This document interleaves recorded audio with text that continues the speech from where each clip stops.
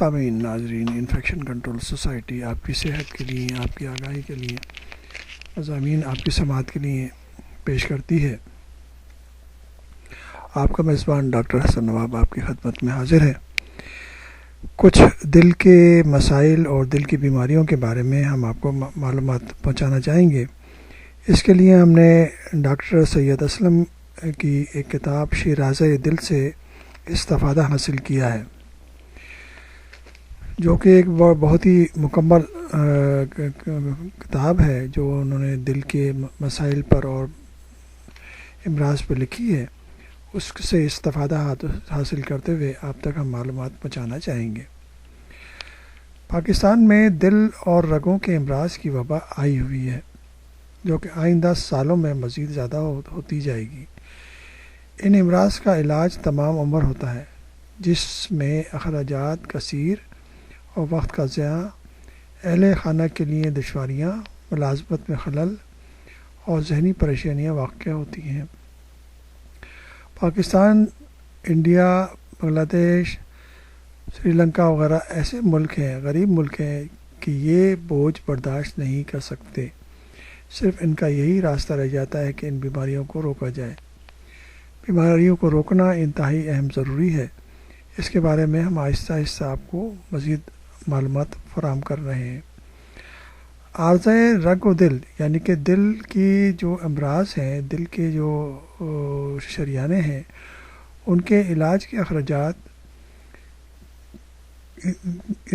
اتنے زیادہ ہو چکے ہیں اور ان کا تاریک اور مایوس کن پہلو کا اندازہ اس ضمن میں امریکی اخراجات سے ہو سکتا ہے، جہاں پر 2002 میں اس مد میں $300 بلین خرچ ہوئے، جبکہ پاکستان کا بیرونی قرضہ ہی صرف ضرورت $32 بلین ہے، جو اس خرچ کی نسبت کچھ بھی نہیں ہے۔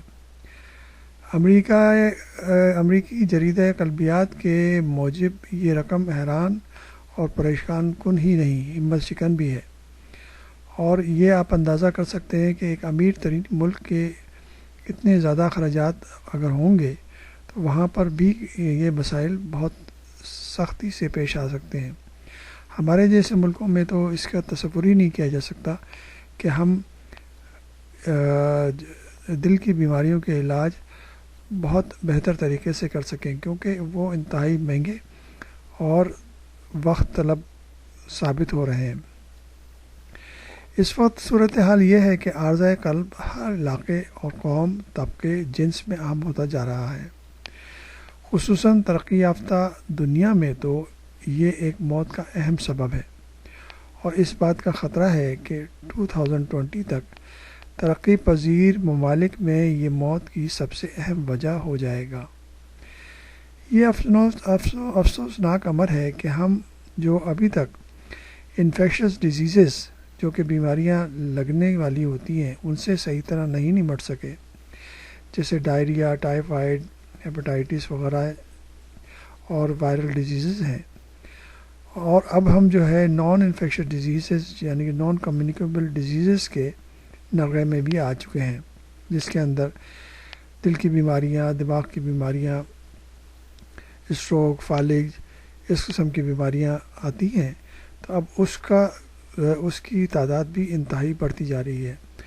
اگر اس زمن میں احتیاطی اقدامات نہ کیے گئے، اور نہ صرف یہ کہ عارضہ قلب کی وبا ہمیں ملغوب کر دے گی، بلکہ یہ اس قدر سنگین حادثہ ہوگا کہ اس سے زیادہ شدید وبا سے شاید دنیا کو پہلے سابقہ نہیں پڑا ہوگا۔ اس لیے انتہائی ضروری ہے کہ احتیاطی تدابیر کو سامنے رکھتے ہوئے کچھ ایسے منصوبہ بندی کی جائے۔